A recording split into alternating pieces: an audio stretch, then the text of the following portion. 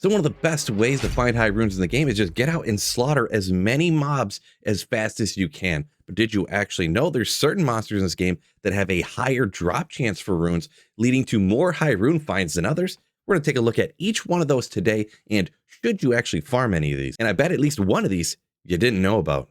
And actually, I recommend keep your eye on the clips. I use it for examples. Actually, I found a bunch of good things while just trying to record this B-roll for this particular video.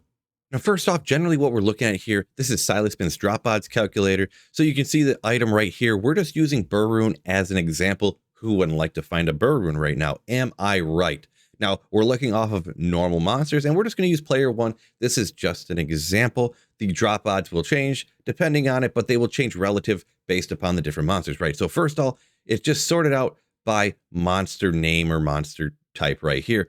Probability, you see 1 in 1,095,000. But as you scroll down, you see there's a little bit of variation here.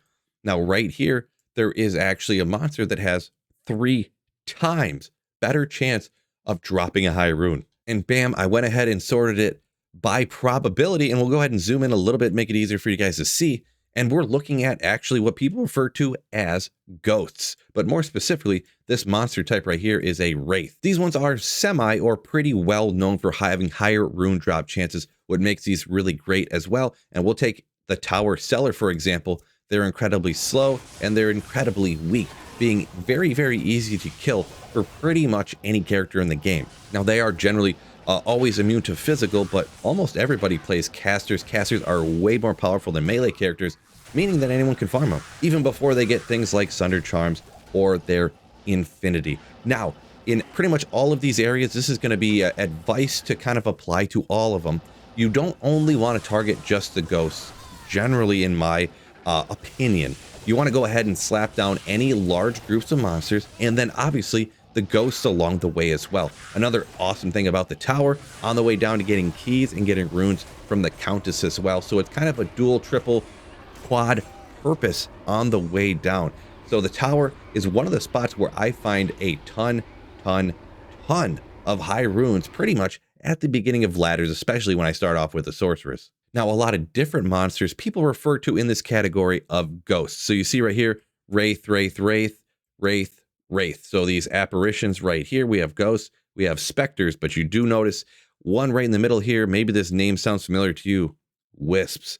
And if you ever hear people talk about wisps, or right here in this particular area, they're called gloams, you've also probably heard of as well. It really just makes you pucker right up, I bet. These are generally monsters that are not farmed, even though they have this elevated rune drop chance. Now, I know if you have a god tier character, you're some god tier player, by all means, go farm these gloams or these wisps whenever you want to.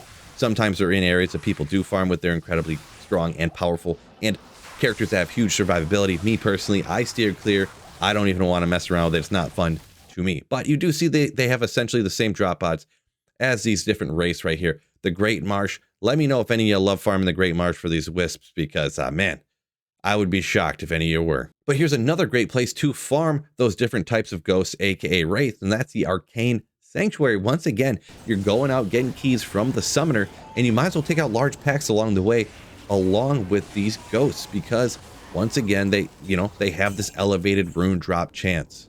Now, I will admit, a lot of people say this is an amazing place to farm in, including to get high runes, but generally it's one that I skip because the worlds don't keep. You have this elevated rune drop chance, but once again, oof, we're looking at wisps and the dreaded black souls right here. Now, any of the souls I always steer clear from, because that lightning really will slap down characters unless they're stacked up with lightning absorb and max lightning res and a bunch of things like that. But I will have to note to y'all out there, because I got to give you all of the information that I have in my brain right up here.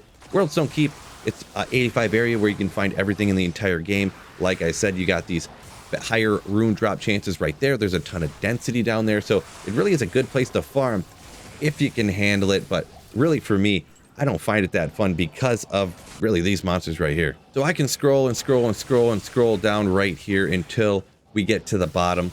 And you see there is quite a few areas that have different wraiths. They have different finger mages and things like that. And one important one to note right up here at the top, it is the Chaos Sanctuary. So this is one of the reasons why the Chaos Sanctuary is such an amazing place to farm. You see these finger casters, and you notice one common theme amongst all these things referred to as ghosts, the finger mages, the gloams, and the race. They're all like, you know, they float around, they kind of look like those ghosts, so that's why they refer to them as that. But the Chaos Sanctuary has a monster in it on top of all the density that actually has an elevated rune drop chance. It's one of the reasons the Chaos Sanctuary is one of the most primo, best places to farm in the entire game. But I did stop right here for a particular reason. Now, a large amount of the game of things that have this elevated rune drop chance are those different types of ghosts. But there's another one in a very specific place that people love to farm, and that are hell bovine, or AKA cows. Now, where can you find those, Phil? Well, I'm gonna break some news to you fellas.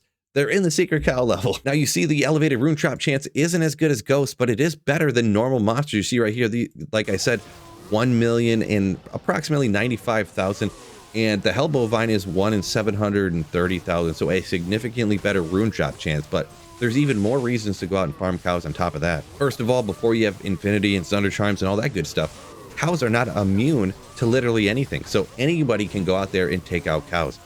Now, there is also incredibly large amount of density out there as well, so you lose a lot of farming time in the saving and loadings and things like that. But out in cows, because of all the density, you can take out a ton of cows if you have that area of effect kill speed necessary. Now, for cows, that's about all we really need to speak of. It is just one monster type after all. But yes, seeing that section I had blacked out there because that's the secret one that I was going to bring to you guys.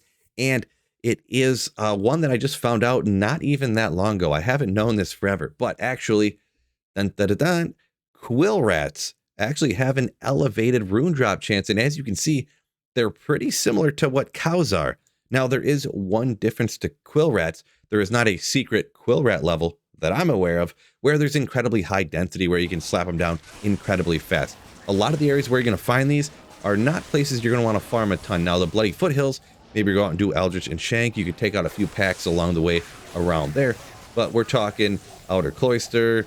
Halls of Pain is actually one that I was going to speak on because a lot of people actually do farm the entire temple on the way down to Neolithek. Now, once again, I would not recommend going out there and just only target farming Quill Rats and skipping everything else. But if you want to clear up all that density in there, there are very large areas with a lot of monsters. It can be an area you throw in there because of this particular individual monster that has an elevated rune drop chance. See, while you're out there farming in places like the Halls of Pain here, maybe you wouldn't even find high runes off of the Quill Rats. Maybe you'll find it off the other monsters, but it just gives you that little bit of extra boost, a little bit extra opportunity in order to find one. But really for Quill Rats, the Halls of Pain, if you're doing that type of farming, every one of these other areas, even if they're terrorized, I generally wouldn't recommend you go out and farm them just because the density is either not that great or it's just not a great area to farm in general.